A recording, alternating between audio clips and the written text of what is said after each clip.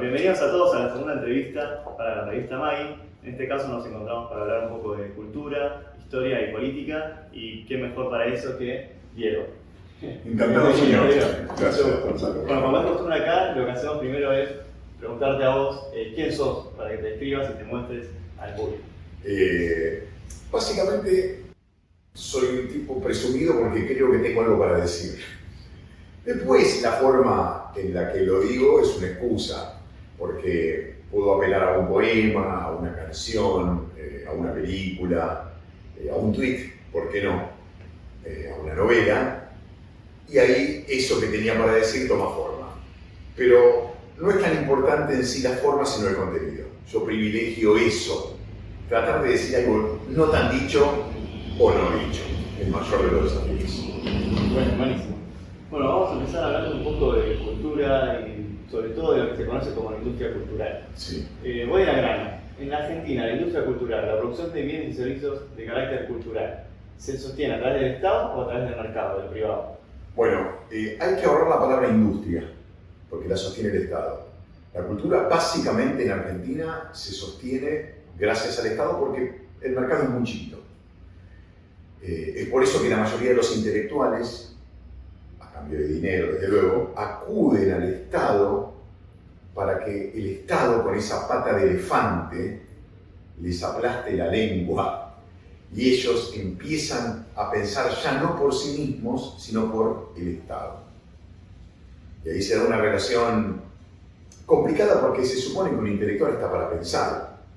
Y si deja de hacerlo, inmediatamente perdería esta palabra que frente a los demás lo presenta y lo define.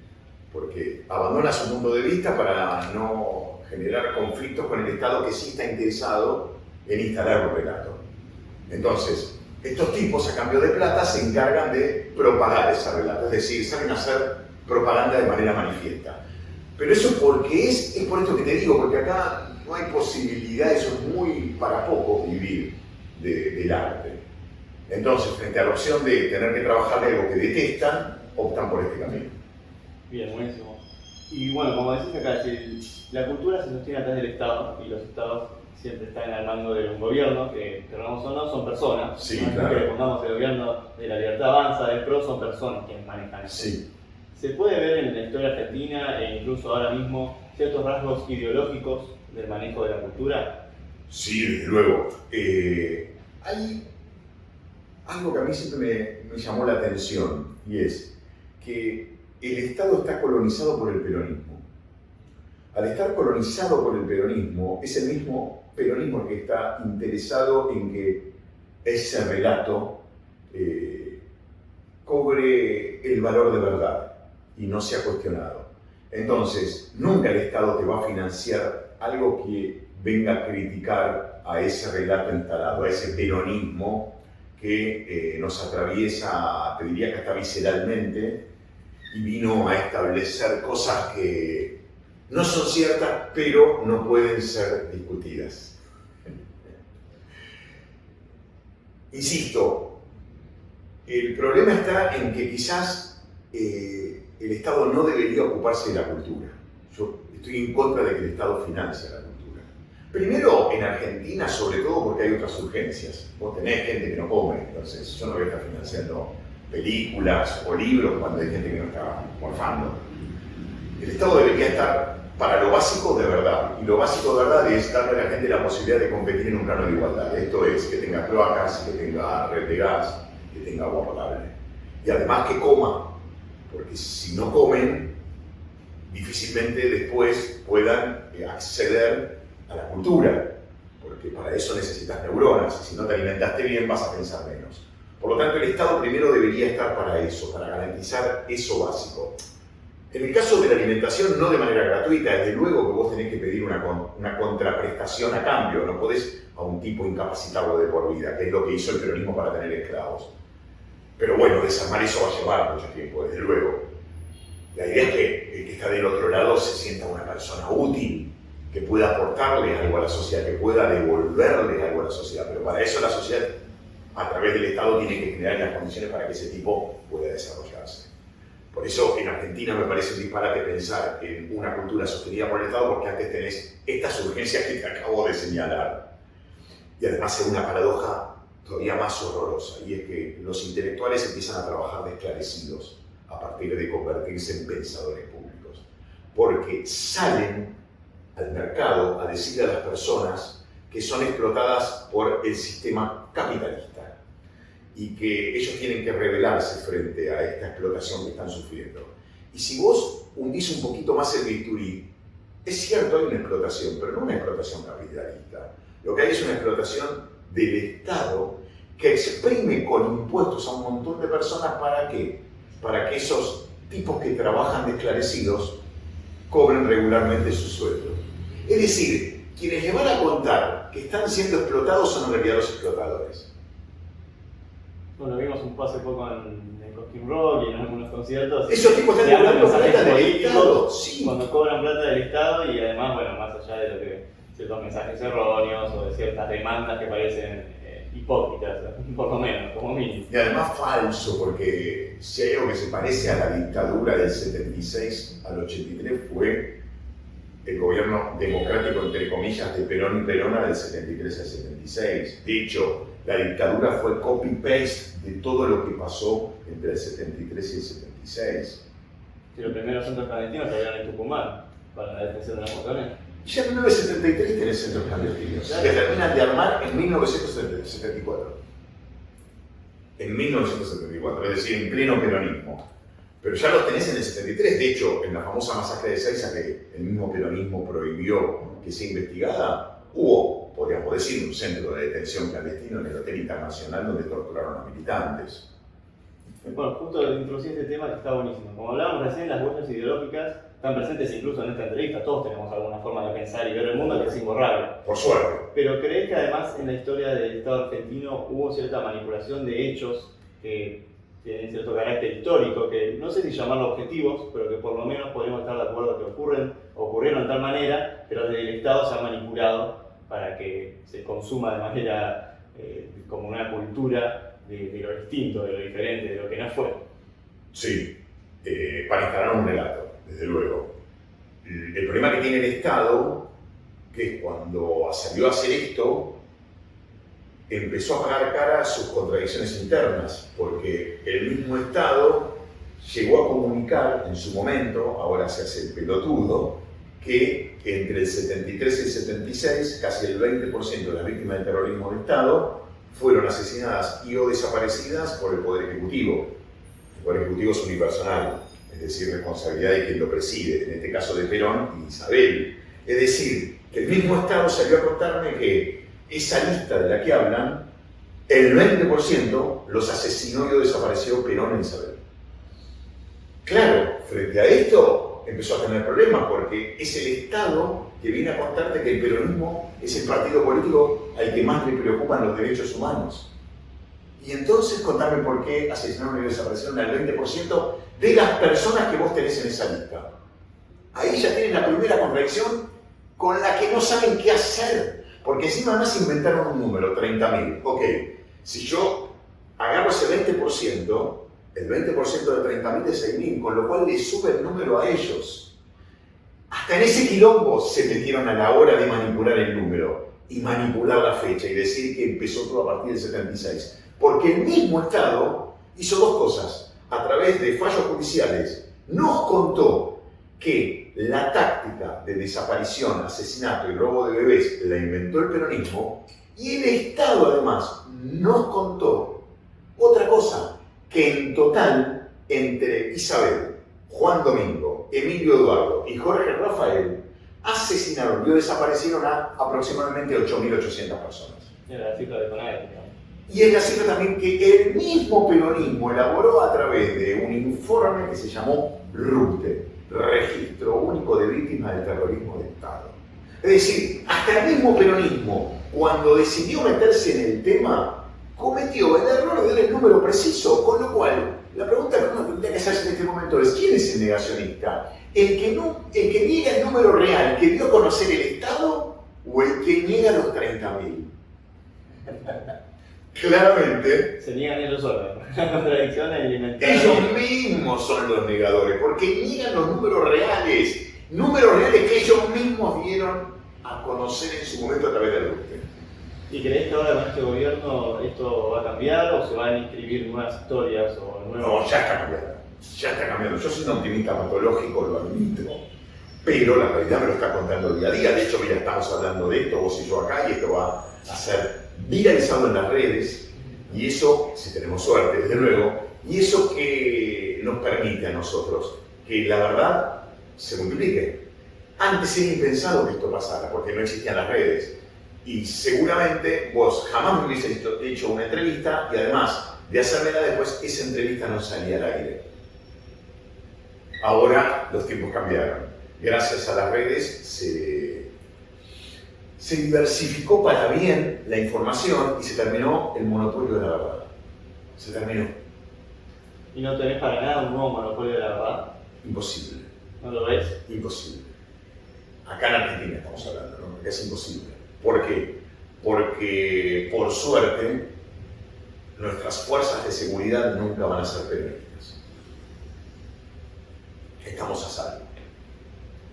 ¿Y crees que este nuevo discurso alrededor del mercado, no quiero decir mercadocentrista, pero eso en ciertas teorías implica una connotación negativa, mejor dicho, un discurso alrededor del mercado, puede reconstruir esta pequeña industria cultural? Yo creo que sí, pero aún así a mí me parece injusto, pensándolo en voz alta, que haya personas que tengan que levantarse todos los días a las 6, 7 de la mañana para laburar de algo que no les gusta, porque yo decidí explotarlos para cumplir mi sueño. ¿Desde cuándo hay gente que tiene que tener una vida de pesadilla para que otros realicen su sueño?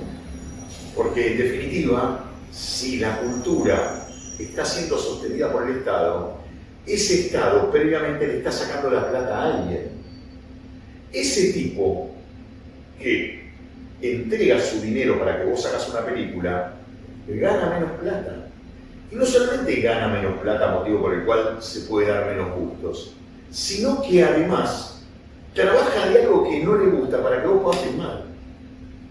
Si lo analizás de afuera, la fotografía a mí me genera escozor, porque se genera una relación perversa entre aquel que quiere cumplir su sueño y quien, por esa persona que está trabajando para cumplir su sueño, hay otro que tiene que tener una vida de pesadilla.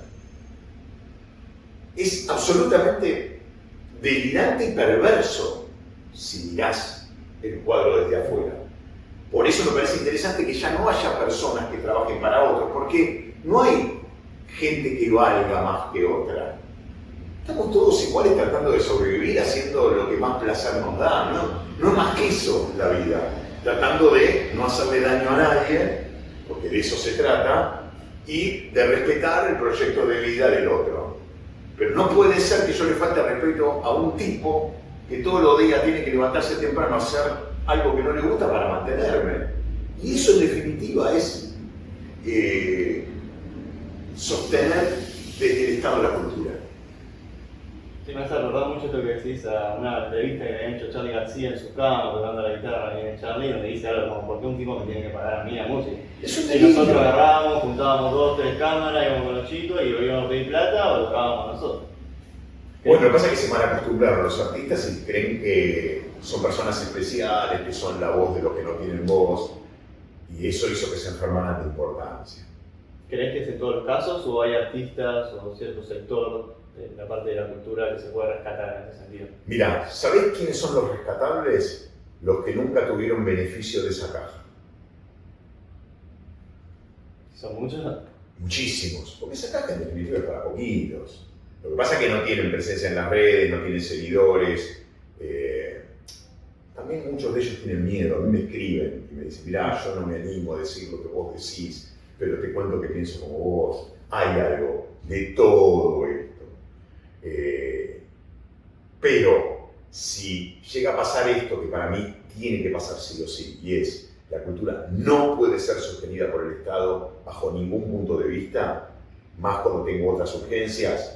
más cuando tengo otras urgencias, me parece que eso va a hacer que todos se envalentonen. ¿Sabes por qué? Porque no hay posibilidades de que el Estado te reprima. ¿Cómo te reprime el Estado? Castigándote y, bueno, eso se traduce, no tenés nunca posibilidades de plata para hacer algo. Si estrenás una obra te escrachamos. Bueno, si yo le quito poder al Estado, eso no va a suceder. Y eso es lo que hay que hacer, para que la gente pierda el miedo. Esto que comentás también está bueno, el asunto del escrache. ¿Crees que se dio en el ámbito de la cultura, lo que se conoce ahora como la cultura de la cancelación, el miedo a hablar y que te cancelen en todos lados, que no puedas trabajar, que no puedas vivir? Sí, se dio. Yo alguna vez le dije a algún amigo que era absurdo que tuviera miedo porque es muy difícil vivir de la profesión que él había elegido como forma de vida, en este caso ser actor. Por lo tanto, le dije, perdé miedo, porque no vas a vivir de la profesión. Eso le toca a muy poquitos. Ya esto debería vos darte la excusa para envalentonarte, porque en definitiva, si no vas a vivir de la profesión, en cierta forma es una cancelación. Una cancelación de juntar dinero con esa profesión para dedicarte solamente a eso. Entonces, ya que no vas a vivir de eso, y el Estado no te va a dar plata, y si te va a dar algún día, porque es tu fantasía, no te va a alcanzar para nada, arriesgate, decí lo que se te canta, que tenés muchas más chances de resaltar, porque en definitiva son pocos los que se animan a eso. Entonces ahí hasta tenés una ventaja. Tienes que quedarte incómodo y tenés también que bancarte la polémica. No tenerle miedo a la polémica ni a la apriete. Bueno, yo lo he tenido, pero no me importa. Convivo con eso. No pasa nada si te llaman por teléfono o te escriben en las redes mensajes intimidantes. Es un chiste, es una amenaza de call center. La amenaza real es otra, yo sé de qué se trata. Esa otra no sirve de nada, tomátela en joda y hasta usarla como pie para crear historias. Porque también está bueno empezar a hablar de esto, que es algo de lo que no habitualmente se habla en el arte. Viste que el arte tiene, disculpa la presunción, pero si tenemos que asignar una misión, ¿no? ¿Cuál sería? Hablar de aquello que no se puede hablar. Viste que al principio te dije decir algo no dicho, bueno, tiene que ver con esto. Hablar de aquello que no se puede hablar. ¿Y de qué habitualmente no se puede hablar en el arte? De la cultura woke, digo, tener una mirada crítica al respecto, de la cancelación, de la censura, de que en definitiva la corrección política es el arma que inventaron los fascistas para poder censurarte de una manera entre comillas legal. Bueno, estos temas que hoy en el cine habitualmente no se ven, porque la mayoría tiene miedo después de no conseguir plata para poder seguir filmando, justamente me parece que es interesante que aparezcan, y es el momento. Porque además, hoy cualquiera hace una película. Vos podés hacer una película, vos podés hacer una película, es baratísimo hacer cine.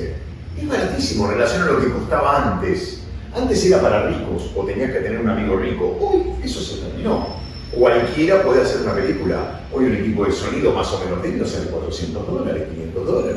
No pareciera ser algo para ricos. Con un celular, de hecho vos estás filmando con un celular, podés hacer una película. Lo importante es tener algo para decir y ser valiente. Salir a decir algo que venga a establecer una discusión nueva. Porque si no estás cayendo en un lugar común y hablando de la misma manera que todos, y no vas a sorprender a nadie.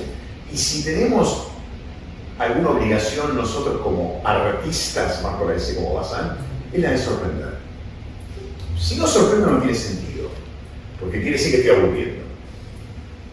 Bueno, recién hablaba de la cultura woke, que empezó a resonar un poco en Argentina a través del discurso del presidente en Davos, porque como vos bien nombrabas, Argentina tiene unos problemas un poco más primarios, más con el tema de salud, de alimentación.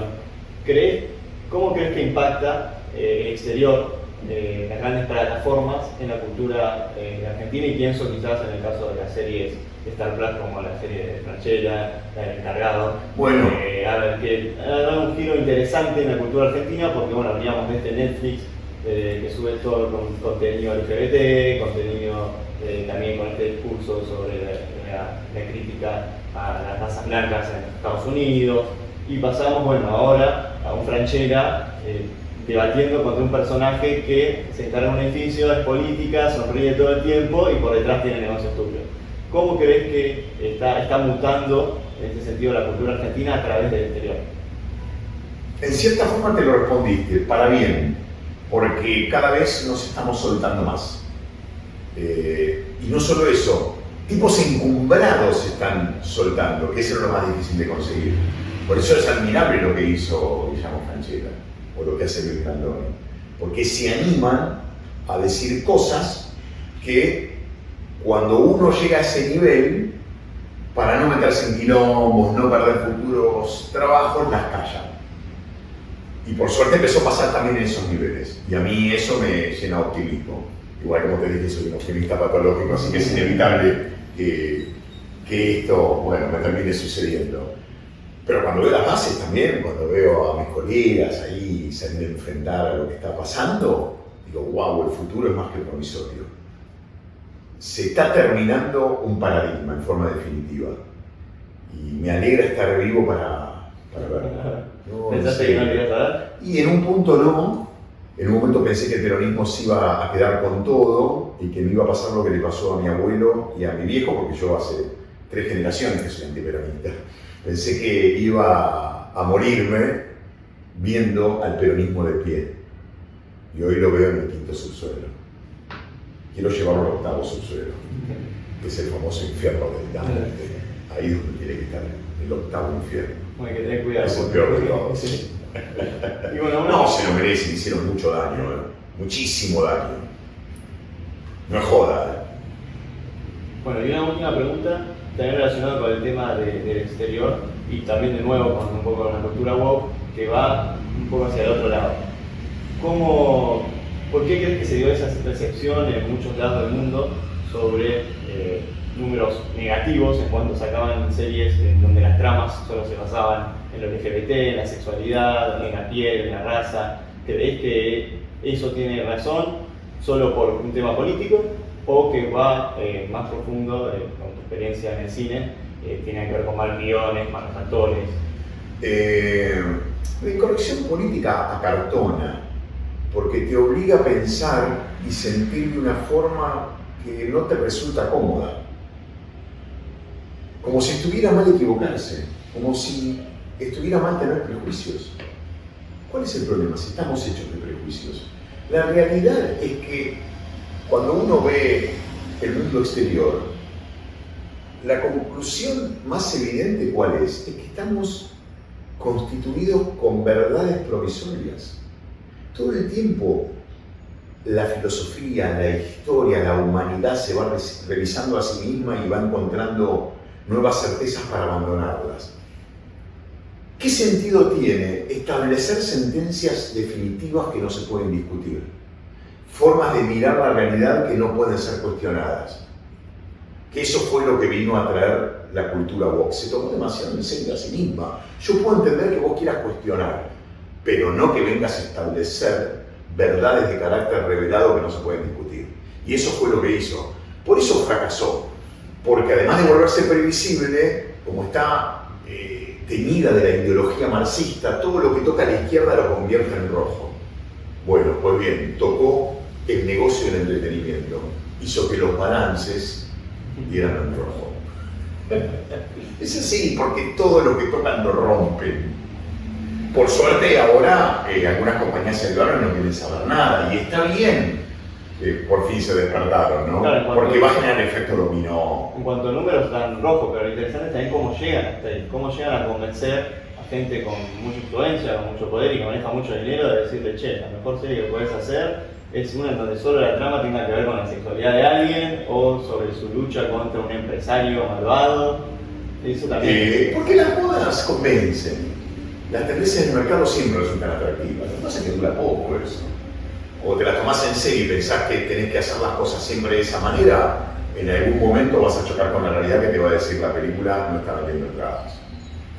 Pero ¿por qué no sorprendés? Que es lo que te dije al principio. Ir a ver una película donde vos te adelantás al guionista y es un drama para el espectador, porque bueno, yo no puedo saber qué va a pasar antes que la película.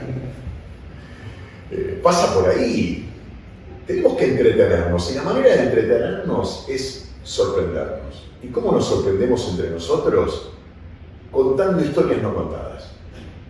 Ahí es cuando abrís grandes los ojos. Si vas a contar de la misma manera algo que ya fue dicho por otro, vas a dormir al espectador. Te puede durar el truco una, dos veces, pero no vas a atrapar el mismo pez con esa misma red. No lo vas a atrapar. Vas a tener que usar otra red para atraparlo. Porque ese pez ya está avivado. Buenísimo. Muchas gracias. No me morí, querido.